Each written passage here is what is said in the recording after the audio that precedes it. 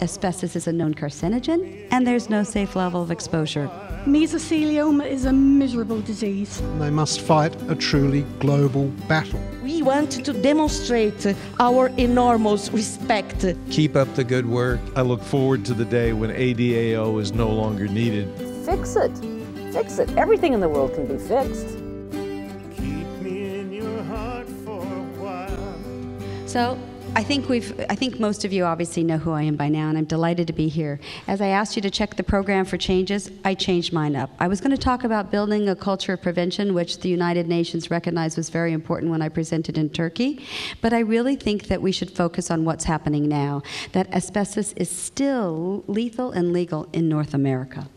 That being said, I want to take a solemn moment to honor an ADAO tradition. Before every testimony in front of Congress or presentation, I always dedicate my bit to someone important. This is dedicated to Dr. Stephen Levin, who I personally have the greatest respect for his work and himself. He was an amazing man and served as a Science Advisory Board member. And Larry Davis. It is solemn and sad and true. He's not here due to health reasons. So I want Larry to know, when he sees this video, how much we all love him and wish him great recovery. So today you're going to hear us talk about asbestos victims a lot. And in the medical community, physicians don't like the word victims, especially oncologists. It represents submission and something else. But to us in our community, it really is the opposite. They're courageous, they're strong, they're relentless. And when you testify or you write a speech, you only have one opportunity to use a word. And I use victim consciously. It represents those four circles that come together. It's patients, decedents, their families, and the center part, those exposed to asbestos. Now, this is hard for Emily and I to always share, but we do, because as Brent said, it's our stories that make this connection to raising awareness. And this was my beloved late husband, Alan, on the left, and a year later, tethered to oxygen as we followed him around. He lived like a dog on a leash, but every day was so precious to Alan, and he wanted this fight to continue, just like Bill Shields did, Doug's father-in-law. Well, it's true. It is true. The United States and Canada have not banned asbestos, and shame on us. So the other countries here today, many of them have. And it is through these conferences that we can drive public pressure to encourage our governments to take action. As Barry says, we're trying to catch up to Croatia, which I think is a perfect line. Well, it's simple. It's simple. But why is it so complicated?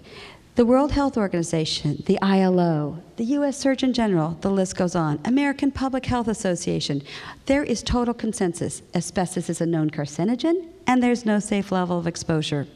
But what's happening in the United States and North America?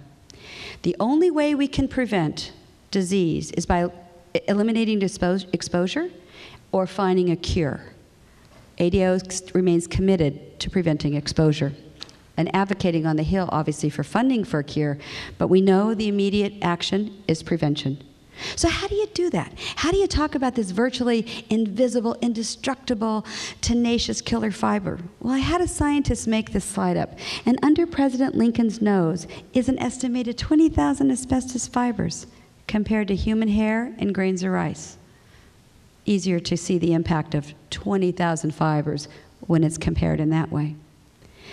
But John Thayer, who's here today, and I encourage you to go introduce yourselves to John.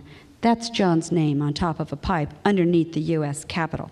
So thick with asbestos debris, he could write his name. I'm embarrassed, horrified, and angry that in our country this happens to workers, and it also comes home on their clothes and impacts their families. So we know environmental and occupational exposure continues. And of course we know, this sign is from the 1970s, touting. We use it in the World Trade Center, voguing and bragging. And it's been known and knowable, as Matt Peacock and Dr. Castleman and other experts will tell you, for nearly 100 years, it's been linked to causing disease. So here's what we're doing in the United States. Not a proud moment for me personally, especially not as a mesothelioma widow. This shows the fact of what we're importing from primarily Canada. And Alec, I love working with you. We just don't want the asbestos anymore. I know we're all in agreement on that. This is a chart for U.S. consumption in metric tons. And you can see the fall off has happened. But just notice the 3 bars on the far right. Exposure is increasing. It's not by a lot, but the pattern is there. I had the opportunity to meet with Tony Rich and Brent Kynock and some others and Andy Oberta at the Anderson Conference in Vermont. The pre-conference tour was a trip to Asbestos, Quebec. Was I nuts? Slightly, but I went. And we all took photographs. We toured the Jeffrey Mine, the Black Lake Mine, and the Thetford Mine, and you kept shaking, and even a museum in Thetford, the Asbestos Museum, where they proudly shared their artifacts and even had a big serpentine rock with fibers sticking out. And she said, I'm not gonna whack it with a mallet because of all the propaganda. It's not propaganda. It's not. And it's our job, all of you here today, to share what you learned from this conference with at least 3 other people. My personal challenge to you. On the left, from the Black Lake Mine, are pallets of asbestos waiting to be shipped. And this slide is courtesy of Tony Rich. On the right, just one of many natural disasters in the United States that shows exposure continues. This side was a clipping from a newspaper, and they claimed 2,600 tons of asbestos debris was removed. That's Joplin, Missouri. So I want you to think about the impact on 9/11, all the other tornadoes and hurricanes we've seen, and this is just in the United States, not the tsunami in Japan. The list goes on. So why is the United States doing this? It says in USGS, we actually import it because we have manufacturing needs. We have manufacturing needs? I'm confused. We have no need. We have corruption and we have political greed. So we are here educating. The most people at risk actually tend to be the workers on construction sites. Sadly, in the President's Cancer Panel cited that construction workers are 11 times more likely to develop mesothelioma. And most of our imports are used in construction products. Important. So I thought, what's happened since Alan had that first slight little precursor of death cough? What's happened in the asbestos industry? So it was an early morning, and I calculated the last 10 years. 52,000 metric tons we've brought in since Alan had his first cough.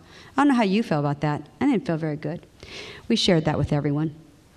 Well, it's apparent to everyone here and also to the United Nations that building a culture of prevention is important, but so is investing in education. There's actually a study done that they presented in Turkey. For every dollar that you invest in education, it yields 2.2 on return. They said even higher for asbestos. It's not about the ROI for us here. But I want you to know that there is a dollar cost incentive for us to work on education. So we're starting next week. That's our job, Global Asbestos Awareness Week. And I invite and encourage all of you to join in. Whether you just introduce yourself as a conference attendee, you share information, or share your story. Because that quote is important, the Margaret Mead quote. And you can read it very clearly yourself. But you should never understand the commitment behind a small group of people. So we have the resolution here in your book again. We will be using that. The Surgeon General's statement, we're hopeful that we're going to get a stronger statement any minute. And the warnings, we're taking an educational campaign to the streets that we're urging, and we got this approved by a colleague in OSHA just on Monday. We want people to go back to the government agencies with a simple statement of truth.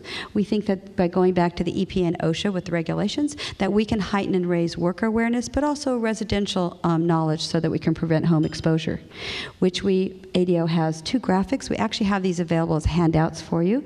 So for those of you who want to share, you can see the inside and outside areas of your home where you might find asbestos. Now, Brent and Christine are experts, and some others in the audience will tell you more, but this is an important opportunity, and ADAO is actually working on an e-learning module that will be released in the summer. So at the end, it was just a week ago that I stood with the Surgeon General. Doug and I were fortunate and honored to have this meeting with the Surgeon General and Deputy Surgeon General. We sat down, we shared the facts, we told them about all of you, and we're waiting for them to come forth with a stronger statement and indeed a warning. So without further ado, that's our message. I hope you tweeted it, Heather, did you? Good girl. All right, so that's my presentation, and we're on to the next. Thank you. Keep up the good work. I look forward to the day when ADAO is no longer needed. Fix it. Fix it. Everything in the world can be fixed. Your heart